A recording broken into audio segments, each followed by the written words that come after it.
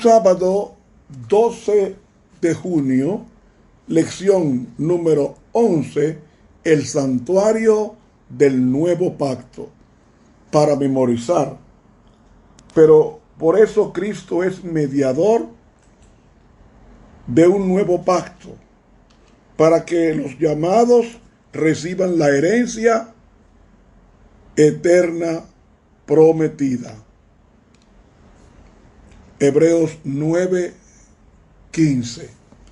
Padre nuestro que estás en los cielos, gracias porque en el santuario celestial tu intercesión es constante para prodigarnos todos los beneficios de tu muerte, tanto física, moral, espiritualmente. Llena nuestros corazones de esa gratitud divina. En el nombre de Jesús te lo pedimos. Amén. Para hoy, sábado, segundo repaso. En la economía divina, o mejor dicho, en la economía judía, una vez que la sangre del sacrificio había sido derramada, el sacerdote estaba obligado a tratarla como expiación.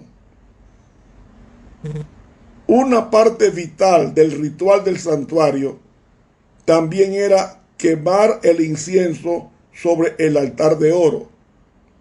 Por lo tanto, la segunda función fundamental del sacerdote era hacer intercesión por el pueblo. Cristo es nuestro intercesor. Eso nos dice 1 de Juan 2:1. Surge la pregunta: ¿qué quiere decir interceder? ¿Qué hace Jesús cuando intercede por nosotros? Si con esto entendemos que Dios está menos dispuesto que Jesucristo a compadecerse de nosotros, a perdonarnos y ayudarnos, estamos distorsionando el carácter de nuestro Padre Celestial. Porque el propósito de la obra expiatoria e intercesora de Cristo no es inducir al Padre a amarnos. Más bien, el amor del Padre lo impulsó a dar a su Hijo como sacrificio por nuestros pecados. Porque de tal manera amó Dios al mundo que ha dado a su Hijo unigénito, dice Juan 3:16. Además, hacer intercesión es más que hablar, es más que súplica, más que orar. La intercesión de Cristo no consiste tanto en palabras como en actos poderosos y significativos. Hebreos 9:24 nos dice: Cristo entró no en un santuario hecho por los hombres, copia del auténtico, sino en el cielo mismo, y ahora se presenta ante Dios a favor nuestro. El griego incorpora el pensamiento de aparecer abiertamente ante el rostro de Dios. Cuando el sumo sacerdote del antiguo Israel entraba en la presencia de Dios, aparecía en el santuario oscuro, velado por una nube de incienso. Pero Jesús aparece abiertamente ante el rostro del Padre. Se presenta ante Dios para la inspección y para la aprobación. Se presenta como nuestro representante. Y su aceptación por parte de Dios es también su aceptación de los cristianos, porque Jesús es el representante del hombre o sea, es el segundo Adán.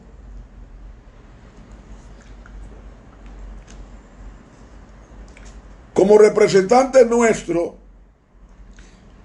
Cristo aparece continuamente ante el rostro de Dios Padre en lugar nuestro.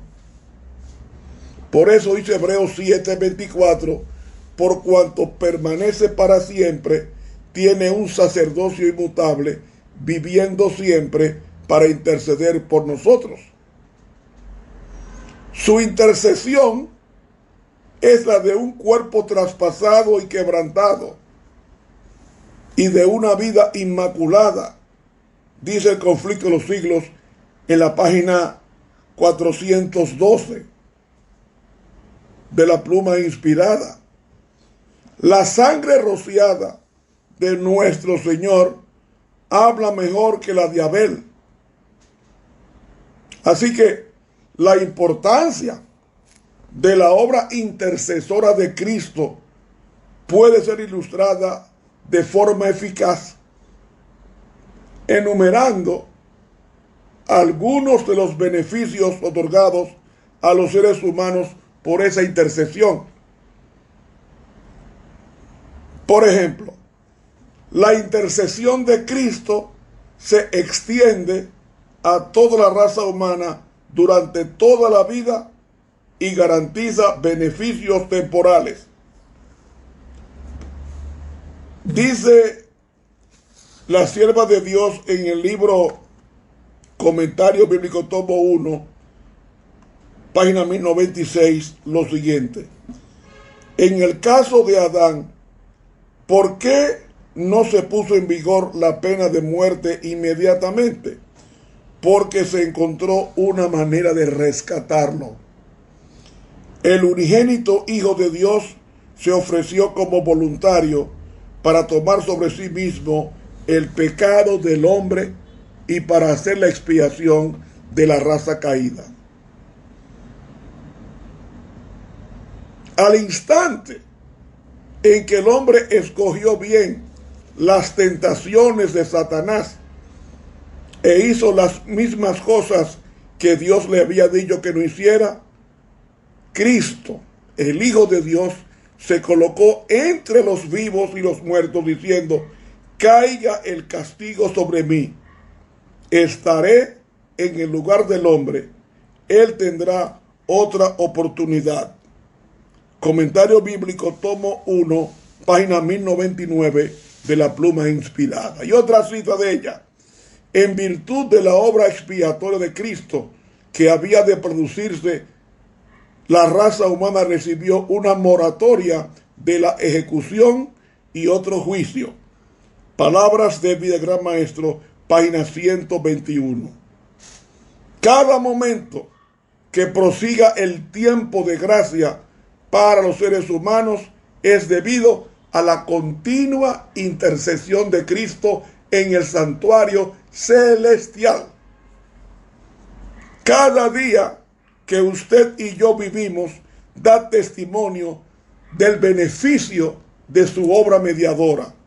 Por eso ella dijo en el libro El deseado de todas las gentes, en la página 630, así: a la muerte de Cristo debemos aún esta vida terrenal. El pan que comemos ha sido comprado por su cuerpo quebrantado. El agua que bebemos ha sido comprada por su sangre derramada. Nadie, santo o pecador, come su alimento diario sin ser nutrido por el cuerpo y la sangre de Cristo. O sea, lo que le da sabor al mango, a la manzana, al arroz, a los frijoles, es la sangre de Cristo. Su sacrificio es el que le da ese sabor agradable a las frutas y a los cereales, entre otras cosas. Y mis hermanos, ya sea que los hombres acepten o rechacen la mediación en favor de ellos, Dios concede vida y luz y lucha por su Santo Espíritu para que Satanás no tome el dominio completo de sus mentes del pecador. Hermanos, Jesús otorga el don del arrepentimiento y el perdón del pecado. Si alguno hubiere pecado, abogado tenemos para con el Padre, a Jesucristo el justo. 1 Juan 2:1. Y déjeme decirle, mis hermanos, el perdón del pecado no es un asunto baladí.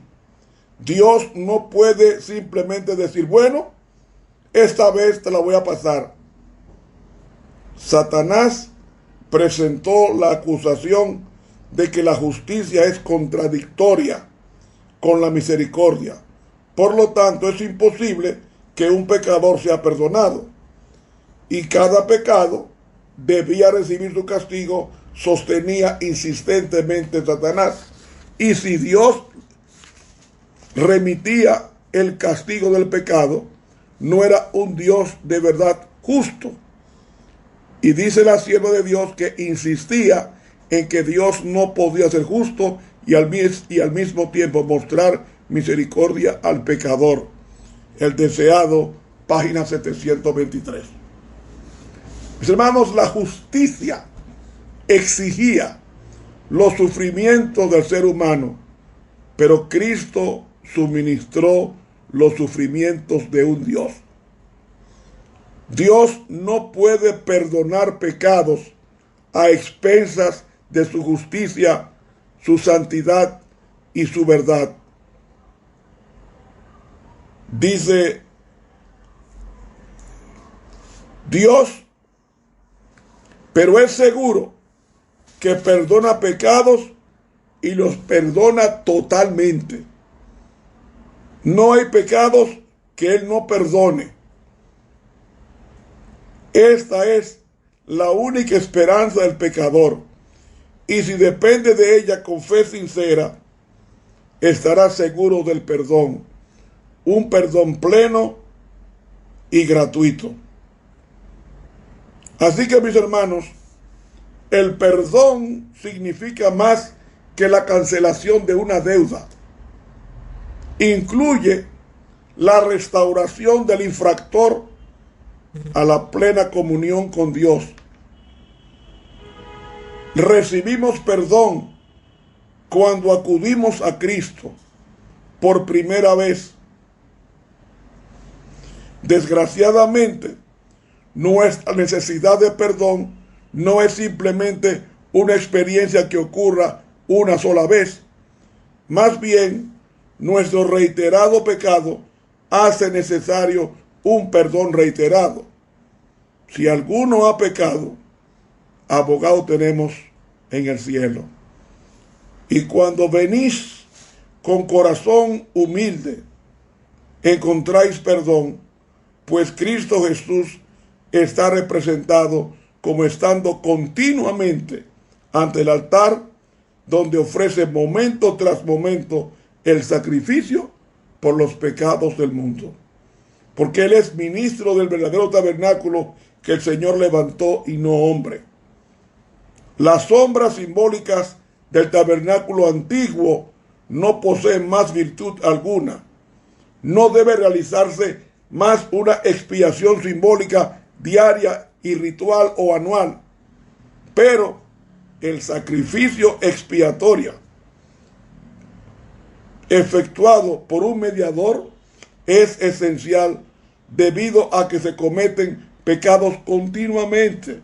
Y Jesús está oficiando en la presencia de Dios, ofreciendo su sangre derramada como si hubiera sido la de un cordero sacrificado. Porque Jesús presenta la oblación u ofrenda por cada ofensa y cada falta del pecador. Así que, mis hermanos, como dice la sierva de Dios en Testimonios para la Iglesia, tomo 8, página 190, dice ella que nuestras peticiones ascienden al Padre en el nombre de Cristo. Él intercede en favor nuestro, y el Padre abre todos los tesoros de su gracia para que nos apropiemos de ellos, para que los disfrutemos e impartamos a los demás. Pedid en mi nombre, dice Cristo, haced uso de mi nombre. Esto hará eficaces nuestras oraciones y el Padre os otorgará las riquezas de su gracia. Testimonios para la Iglesia, tomo 8, página 190 de la Pluma Inspirada. Hermano, Él pone toda la virtud de su justicia al lado del penitente. Y al acercarnos a Dios en virtud de los méritos del Redentor, Cristo nos acerca a su lado, abrazándonos con su brazo humano, mientras que con su brazo divino se aferra del trono del infinito.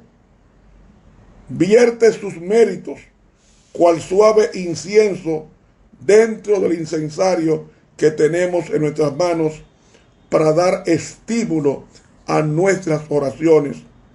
Y Él promete escuchar y contestar nuestras oraciones. Como dice el Testimonios para la Iglesia, tomo 6, página 364, la Pluma Inspirada, que tan pronto como un hijo de Dios se acerca al propiciatorio, llega a ser cliente del gran abogado. Y si es cliente, no va a perder el pleito. Cuando pronuncia su primera expresión de penitencia y súplica de perdón, Cristo acepta su caso y lo hace suyo, presentando la súplica ante su Padre como su propia súplica. Hermanos, por eso es que Cristo es el sumo sacerdote en el santuario del nuevo pacto. Hermanos, únicamente a través de Cristo es que los ángeles ministran a nuestro favor, porque los ángeles están sujetos a la autoridad de Cristo y son enviados por Él para atender a sus seguidores. Hoy, tan ciertamente como en el tiempo de los apóstoles, los mensajeros celestiales recorren toda la anchura de la tierra para consolar a los tristes, proteger a los impenitentes, ganar los corazones de los hombres para Cristo. Y ellos están constantemente ascendiendo y descendiendo por la escalera mística de Jesús, llevando nuestras oraciones ante el Padre Celestial y trayendo bendición y esperanza, valor, ayuda a los hijos de los hombres. Hermanos, el Espíritu Santo iba a ser ventajoso que se fuera Cristo y que viniera el Espíritu Santo en su lugar. ¿Por qué? Porque dado que Cristo había tomado la naturaleza humana, estaba sujeto a las limitaciones del tiempo y el espacio como humano. Por lo tanto, solo podía estar en un lugar y con un grupo de personas en un momento dado. Pero el Espíritu Santo no tiene esa limitación. Por tanto, Jesús tenía que marcharse y volver a través del Espíritu Santo para estar presente para siempre. Porque dice Efesios 4, subió por encima de los cielos para llenar el universo con su presencia. Pero también el Espíritu Santo es nuestro intercesor, dice Romanos capítulo 8. Cristo es nuestro intercesor ante el Padre. El Espíritu Santo es un intercesor con nosotros y en nosotros, y actúa sobre nuestros corazones, extrayendo oraciones de arrepentimiento, alabanza y agradecimiento. Y la gratitud que fluye de nuestros labios es el resultado de que el Espíritu Santo hace resonar las cuerdas del alma con santos recuerdos que despiertan la música del corazón. Hermanos, el Padre oye, el Hijo defiende su causa a la diestra del Padre y el Espíritu Santo intercede en el corazón del creyente. Jesús estaba destinado a ser profeta, sacerdote y rey. ¿Por qué? Porque uno de los objetivos del Evangelio de Mateo es establecer y confirmar a los lectores de que Jesús es un Mesías rey que inauguró el reino de Dios. O sea, el libro de Mateo, el Evangelio, comienza con una genealogía de reyes que remonta a la ascendencia de Jesús a través de los reyes de Judá, y se le asigna el título real, Hijo de David, en Mateo capítulo 1. El Sermón del Monte, con sus elevadas demandas éticas, es una exposición del carácter y de la conducta de los que son ciudadanos del reino.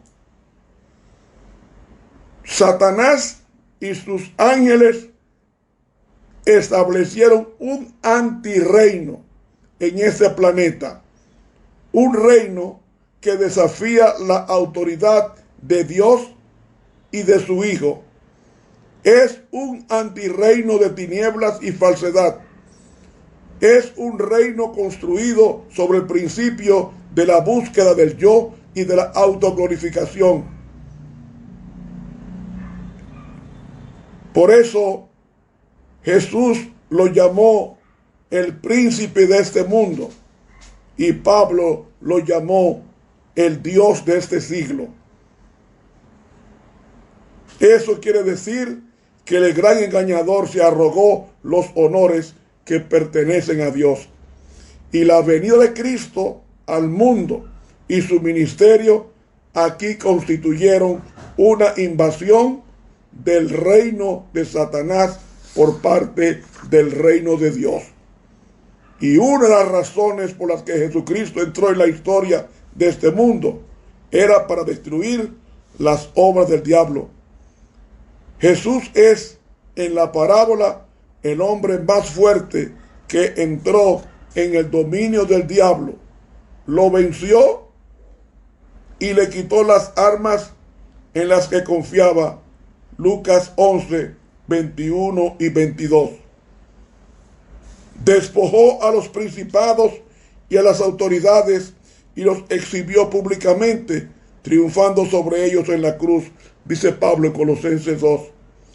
Él nos ha librado del poder de las tinieblas y nos ha trasladado al reino de su amado Hijo, según Colosenses 1. Por tanto, Jesús no solamente es profeta y sacerdote, sino también es rey. No estaba destinado a gobernar en Jerusalén, sino en el cielo, a la diestra de Dios, tal como lo dijo Pedro en Hechos 2, 29 al 36. Como participante del trono de Dios, tiene toda la autoridad en el cielo y en la tierra. Ha sido investido de honra, de poder, de dignidad real, y a él han quedado sujetos ángeles, autoridades y poderes. Gobierna sobre el reino mediador, un reino de gracia. Ascendió al trono tras su regreso al cielo y ahora es el mediador de un mejor pacto y es la garantía del pacto eterno. Y cuando esta obra se complete, el reino del mundo se convertirá en el reino de nuestro Señor y de su Cristo, dice Apocalipsis 11:15. Cuando tenga lugar la parucía, el Hijo del Hombre se sentará en el trono en el reino de la gloria, según Mateo 24:31. Volverá como Rey de reyes y Señor de señores. Preciso es que Él reine hasta que haya puesto a todos sus enemigos debajo de sus pies. Y cuando se haya logrado esto, Cristo lo sujetará todo a Dios el Padre, para que Dios sea todo en todos. 1 Corintios 15:28. Al llegar al final de este análisis, tenemos que creerle a Jesús como profeta, porque vino a explicar el reino del cielo en su propia vida y en su santa ley grabada con su dedo. Ascendió al cielo y se sentó a la diestra de Dios como el supremo sacerdote, intercediendo siempre para que llueva, para que salga el sol, para que haya brisa suave, para que haya comida, para que haya bebida, para que haya techo, para que haya cama, para que haya todo lo necesario. Todo eso es producto del sacrificio de Cristo. El pan que comemos y el agua que bebemos son nutridos con el cuerpo y la sangre de Cristo. Gloria a su nombre, que su intercesión en el santuario celestial, en un nuevo pacto, hace posible que tú y yo disfrutemos de las cosas buenas de esta vida. ¿Por qué no amarlo? Que Dios nos ayude a que nuestro amor por Él aumente cada vez más. Te habló el profesor Ramón Romero.